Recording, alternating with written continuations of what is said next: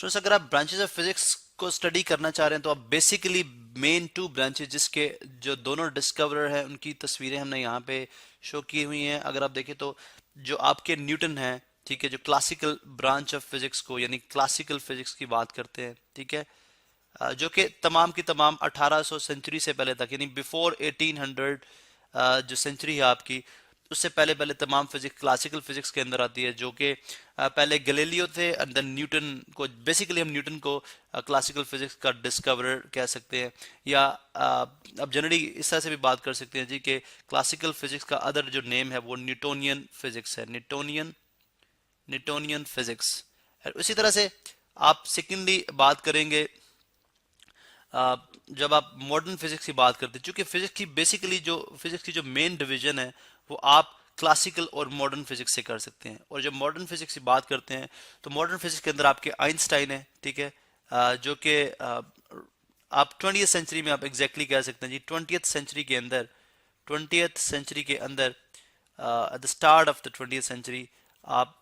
इस तरह के सारी चीज़ों को स्टडी करेंगे जो कि मॉडर्न फिजिक्स के अंदर आती है। अब बेसिकली क्लासिकल और मॉडर्न फिजिक्स में जो डिफरेंस है वो ये है कि क्लासिकल फिजिक्स डील करती है ऑब्जेक्ट्स जो कि एक एवरेज साइज ऑब्जेक्ट्स हैं, यानी अगर आप देखें तो एवरेज साइज्ड ऑब्जेक्ट हैं, यानी ना बहुत बड़े हैं ना बहुत छोटे हैं, और जो ये रिलेटिवली लो स्पीड के साथ मूव करते हैं, यानी रिलेटिवली यानी as compare to speed of light, जो कि आपको पता है लाइट की बहुत ज्यादा स्पीड है, ये लो स्पीड के साथ मूव करते हैं। इसलिए यानी अगर आप न्यूटन के जो बहुत फेमस 3 लॉज ऑफ मोशन है उनकी बात करते हैं तो वो एग्जांपल्स ह्यूमन की लेता है, या एक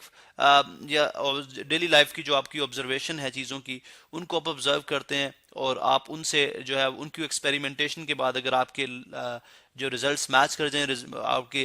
जो एक्सपेरिमेंट्स के जो रिजल्ट्स हैं तो आप उनको लॉज के तौर पे स्टडी कर सकते हैं। मीन के यूजिंग योर 5 सेंसेस, जो आपको गिवन 5 सेंसेस है उनको यूज करते हुए जो आप एवरेज साइज ऑब्जेक्ट्स को देख सकते हैं, और ऐसे सब ऑब्जेक्ट्स जो कि स्पीड ऑफ लाइट से बहुत कम स्पीड के साथ मूव करते हैं आप उनको स्टडी कर सकते हैं। ठीक है, आप क्लासिकल फिजिक्स के इन बिटवीन, या अगर आप ये चीज भी क्लासिकल फिजिक्स के अंदर ही आप इंक्लूड कर सकते हैं कि लेटर ऑन, नहीं राइट आफ्टर, अगर मैं यहाँ पे बता दूं कि राइट आफ्टर, या अगर आप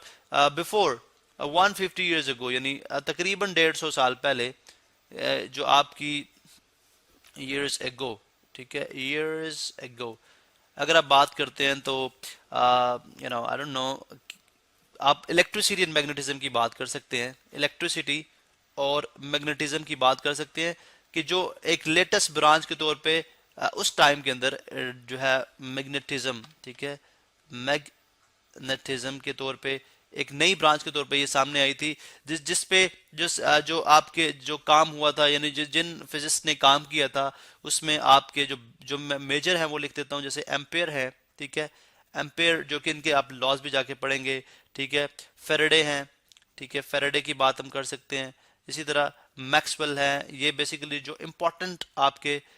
जो आपकी क्लासिकल फिजिक्स को के बाद जो इन बिटवीन जो गैप आता है, ये क्लासिकल फिजिक्स के अंदर ही आप इनको कंसिडर कर सकते हैं, ये इन बॉडीज को स्टडी करते रहे। ठीक है, अब जब आप 20th सेंचुरी में एंटर होते हैं, like at the start of 20th century, ठीक है, जो 3 मेजर ब्रेक्स थ्रू है जो 2 आपके बिलोंग करती हैं आइंस्टाइन से। अगर आप देखें इनकी बहुत फेमस इक्वेशन है E=mc², जो कि बुक्स के बाद भी अक्सर प्रिंट होती है, जो इन्होंने कॉन्सेप्ट दे दिया कि आप एनर्जी को मैटर में कन्वर्ट कर सकते हैं, E for energy and M for matter, C speed of light है,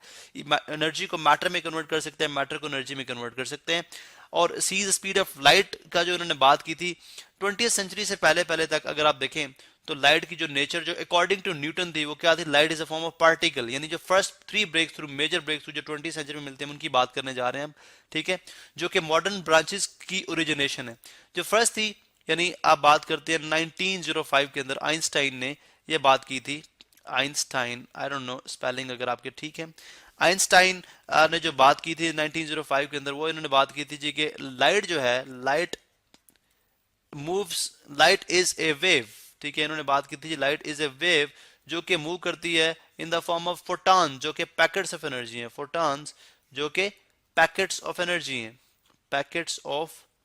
एनर्जी हैं। यानी ये बहुत सारे जो अब आप इनको डिटेल में पढ़ेंगे तो आपको समझ आएगी, क्योंकि इससे पहले बिफोर 20th सेंचुरी जो न्यूटन का कॉन्सेप्ट था वो ये था कि light is a form of particle, light जो है वो भी पार्टिकल है। क्योंकि अगर आप देखें तो ह्यूमन ऑब्जर्वेशन के अंदर वो चीज नहीं आ सकती थी। अगर आप फोटॉन्स को देखते हैं, photons are very small particle जो कि आप अपने 5 सेंसेस को यूज करते हुए नहीं दे सकते। तो इसका मतलब है कि जो आपकी मॉडर्न फिजिक्स है, यहाँ पे मैं ये भी लिख दूं कि अभी हम मॉडर्न फिजिक्स की बात कर रहे हैं,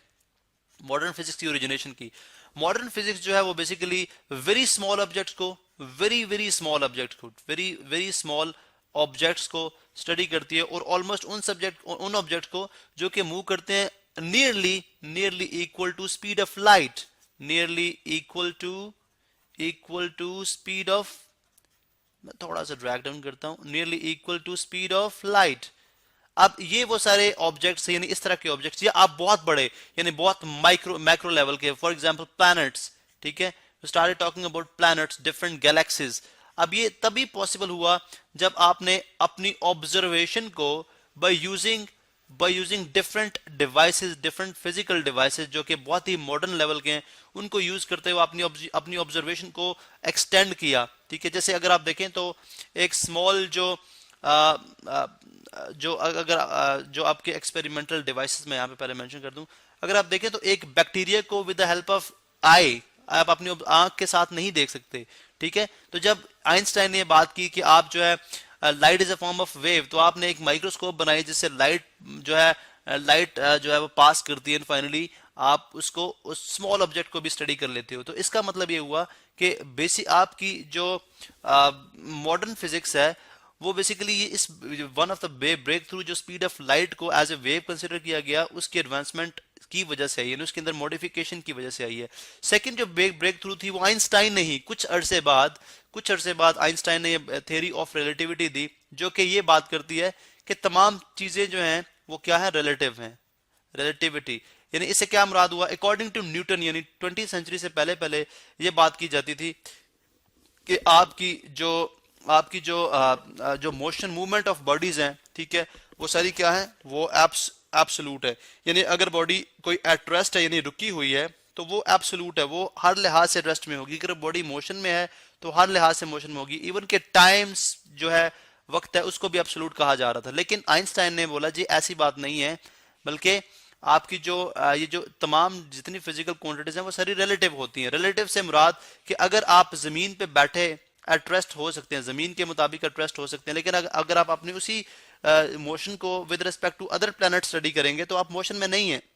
इसका मतलब है कि रेस्ट, मोशन और टाइम ये सब रिलेटिव हैं। एक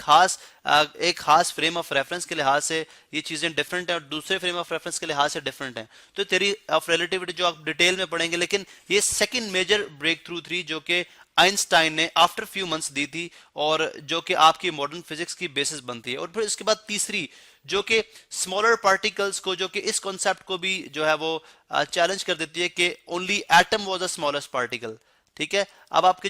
जो कि मॉडर्न फिजिक्स के एरा के अंदर यानी 20वीं सेंचुरी के अंदर जो लेटेस्ट आपके जो साइंटिस्ट हैं, रदरफोर्ड हैं, रदरफोर्ड ने इस कॉन्सेप्ट को भी गलत कर दिया। उसने बोला जी एटम यानी जिससे हम कहते हैं बहुत सारे एटम्स मिलके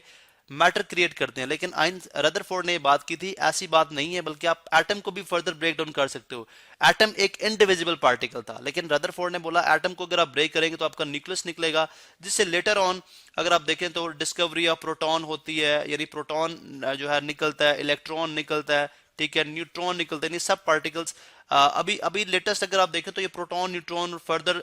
जो इलेक्ट्रॉन है इनकी भी फर्दर ब्रेकडाउन हो चुकी है। यानी इलेक्ट्रॉन आपके लेप्टॉन से बनते हैं, प्रोटॉन न्यूट्रॉन आप स्टडी करेंगे डिटेल में जाके, या आपके क्वार्क से बनते हैं। तो इसका मतलब है कि फिजिक्स जो है in the process of modern physics ने बहुत ज्यादा जो स्मॉलेस्ट पार्टिकल थे उनको भी स्टडी किया। तो रदरफोर्ड के इस वर्क को एक्सटेंड करने में आपके बोहर हैं, ठीक है, इसी तरह डी ब्रोगले हैं, ये बेसिकली कुछ फिजिस्ट ऐसे थे जिन्होंने इस कॉन्सेप्ट को मजीद मॉडिफाई किया। ठीक है, तो इसका मतलब है ये जब ये 3 ब्रेक थ्रू आई, उसके बाद आपकी मॉडर्न फिजिक्स के अंदर लेटेस्ट जो ब्रांचेस हैं, यानी अगर आप देखते हैं एस्ट्रोफिजिक्स जो बहुत बड़े बड़े ऑब्जेक्ट को स्टडी करती है, और उन ऑब्जेक्ट्स को भी जो कि स्पीड ऑफ लाइट से मूव करते हैं। एस्ट्रोफिजिक्स है आपकी, एटॉमिक फिजिक्स आ गई, ठीक है, उसके बाद प्लाज्मा फिजिक्स आ गई, सॉलिड स्टेट फिजिक्स आ गई, प्लाज्मा फिजिक्स है, सॉलिड स्टेट फिजिक्स है, ठीक है, सॉलिड स्टेट फॉर्म के अंदर यानी जो क्रिस्टल्स होते हैं आपके, उनकी फिजिक्स आ जाती है, न्यूक्लियर फिजिक्स आ जाती है। जब आपने न्यूक्लियस को डिस्कवर किया तो फिर न्यूक्लियर फिजिक्स, जिससे आप बहुत ज्यादा एनर्जी जो है वो क्रिएट कर सकते हैं या हासिल कर सकते हैं। ऑप्टिकल फिजिक्स है, ठीक है, इसी तरह से आपकी लेजर फिजिक्स है, तो इसी तरह से और बहुत सारी ब्रांचेज, बायोफिजिक्स है जिसने बायोलॉजी के अंदर बहुत ज़्यादा जो है वो इनोवेशंस क्रिएट कर दी हुई है। अब ये ब्रांचेज जो है मॉडर्न और क्लासिकल की हम नेक्स्ट लेक्चर में स्टडी करते हैं।